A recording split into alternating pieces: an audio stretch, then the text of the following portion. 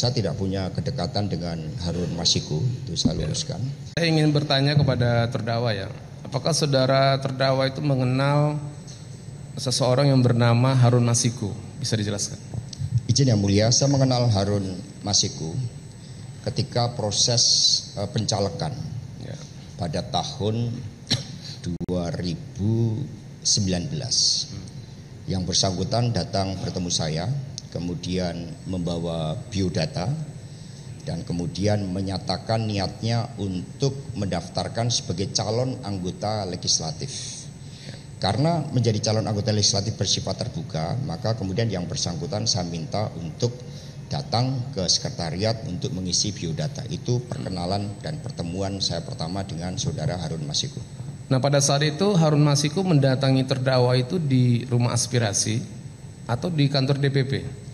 Di kantor DPP PDI Perjuangan, karena hal-hal yang berkaitan dengan caleg semuanya dipusatkan di kantor DPP PDI Perjuangan. Seperti itu ya? Ya. Baik.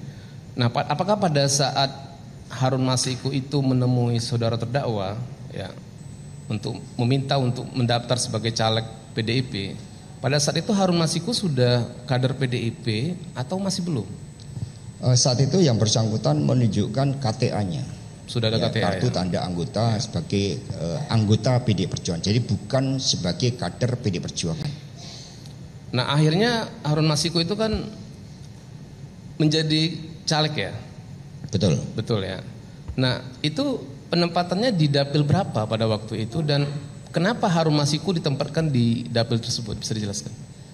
Izin yang mulia, di dalam peraturan partai tentang mekanisme rekrutmen, penjaringan dan penyaringan calon anggota legislatif, maka setiap calon anggota legislatif wajib mendaftar, mengisi formulir, kemudian mereka mengusulkan 2 daerah pemilihan yang diusulkan untuk penugasan calon anggota legislatif tersebut.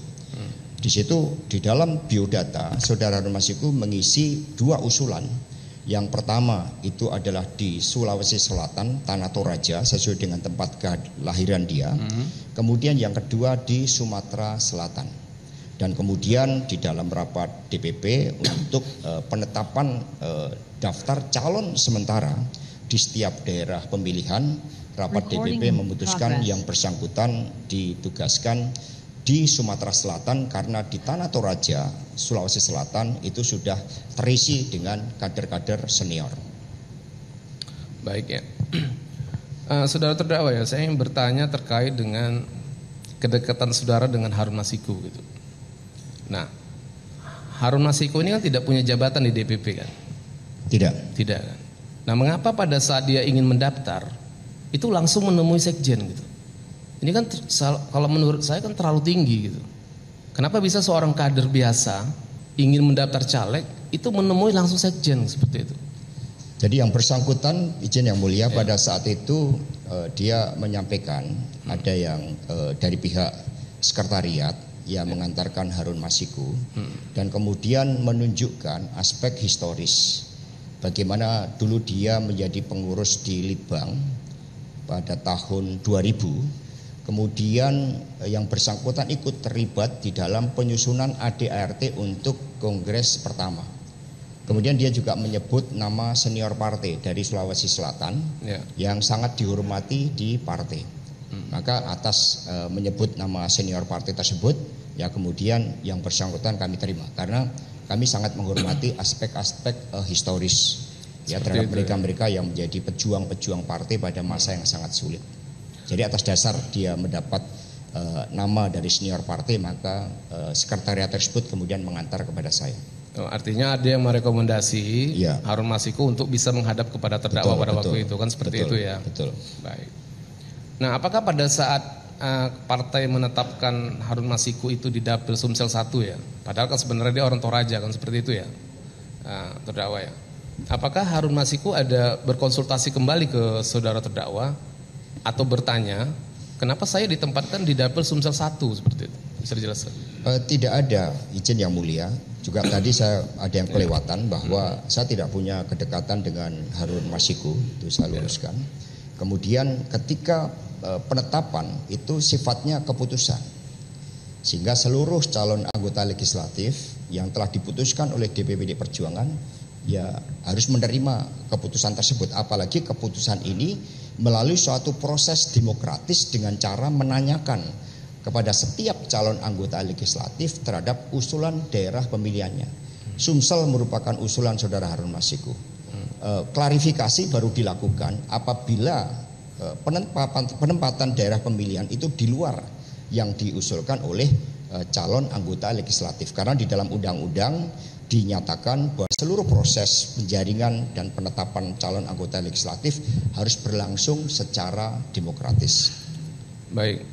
Nah, pada saat Harun Masiku mengajukan usulan 2 tempat itu di Sumsel 1, di Dapil Sumsel 1 dan Toraja itu di Sulawesi ya, apakah ada berkonsultasi dengan saudara terdakwa?